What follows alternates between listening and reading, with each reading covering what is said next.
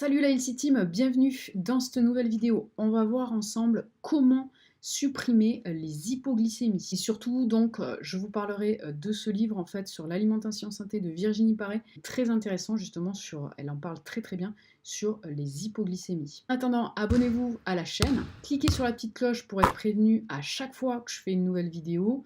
Téléchargez les 3 vidéos offertes en lien dans la description qui vous en apprendront plus sur l'alimentation en général et sur la santé. C'est parti, comment supprimer les hypoglycémies. Dans son livre, Virginie Paré sur l'alimentation santé, elle explique très bien ça, en fait, comment on peut supprimer facilement en fait les hypoglycémies, tout simplement en contrôlant la moyenne glycémique de nos repas.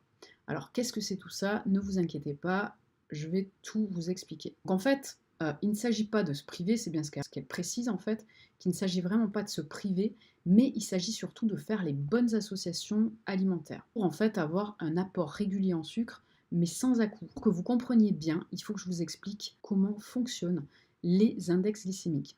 En fait, typiquement, l'index glycémique, c'est le taux de sucre d'un aliment, d'accord? On le calcule avec un index glycémique, en fait. On l'appelle l'index glycémique, l'IG, d'accord? Et selon l'aliment, il est plus ou moins sucré, plus ou moins impactant au niveau du sucre, d'accord? Ce qui se passe, c'est que lorsque vous mangez un aliment, il y a un impact donc sur l'index glycémique, il va vous apporter du sucre, d'accord? Un taux de sucre dans le sang. Le pancréas va créer un pic d'insuline si cet aliment est trop sucré, par exemple comme les produits raffinés, comme le pain blanc par exemple, qui est très très sucré et pourtant qui n'a pas le goût du sucre, d'accord? Mais également donc les produits sucrés avec du sucre raffiné, voilà, vont vous apporter un pic énorme d'index glycémique, un pic énorme de sucre. Du coup, le pancréas va créer un pic énorme d'insuline, car si vous avez trop de sucre dans le sang, eh bien, tout simplement, vous pouvez mourir, quoi, hein. C'est grave. Donc du coup, le corps est bien fait, le pancréas sécrète l'insuline, et du coup, il régule le taux de sucre dans le sang. Le problème, c'est que si vous mangez trop sucré, typiquement, ce qui va se passer, c'est que vous aurez des gros pics d'insuline qui vont vraiment drastiquement abaisser le taux de sucre dans le sang. Et ce qui va se passer, c'est que vous allez être fatigué, vous allez avoir faim d'un coup, et vous aurez faim également de sucré. Donc c'est un cercle vicieux qui se crée, puisqu'en fait, vous n'aurez plus assez de sucre dans le sang. Donc du coup, vous aurez faim et vous aurez envie de sucrer. Donc c'est un cercle vicieux qui se crée, et c'est ça qui est responsable des hypoglycémies à répétition. Non seulement ça, mais en plus vous allez stocker tout ce sucre en fait sous forme de graisse, mais également vous allez fatiguer votre pancréas, ça peut être nocif pour votre santé à terme, vraiment, avec des choses comme le cancer du pancréas, etc., etc.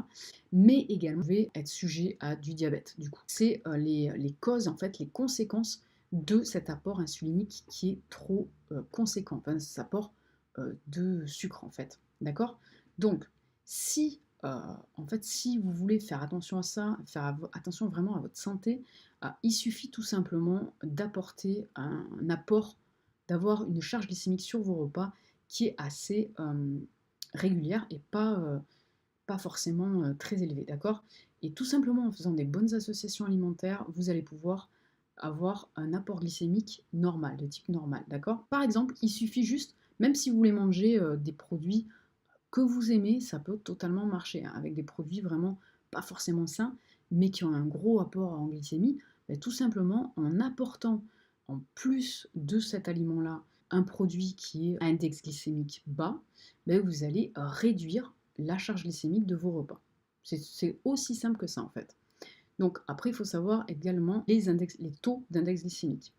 Donc, par exemple, typiquement, un produit que souvent les personnes aiment, la pomme de terre, qui a un IG, donc un index glycémique élevé, il suffit pour abaisser en fait la charge glycémique de votre repas, de l'associer avec de la salade, avec des légumes verts par exemple. Quasiment tous les légumes ont un index glycémique bas. Donc vous l'associez avec ces aliments-là et vous allez réduire la charge glycémique de vos repas. Et ainsi, vous ne provoquerez pas de pic de sucre ni de pic d'insuline et du coup, vous aurez un apport normal en sucre et vous ne fatiguerez pas votre pancréas. Ça peut être par exemple donc le riz complet associé avec du poisson. Voilà, ça c'est une bonne chose à faire. Chocolat par exemple, qui a un index glycémique élevé. Et voilà, je sais qu'il y a certaines personnes qui aiment le chocolat, moi la première. Voilà, il suffit juste de l'associer avec quelques amandes et ça va vous permettre d'abaisser la charge glycémique de ce chocolat, d'accord? Et tout simplement de faire attention, comme cela, à votre santé. Si les protéines végétales sont efficaces pour abaisser le taux de glycémie dans le sang. Alors, le lait, par exemple, est un aliment à part. C'est ce que Virginie Paré explique dans son livre. Le lait est vraiment à part parce que, en fait, il n'est pas sucré, il n'a pas d'apport sucrant, en fait. Mais malgré tout, il stimule le pancréas, ce qui va venir provoquer un flux insulinique important. Et il est souvent accompagné d'une hormone inflammatoire.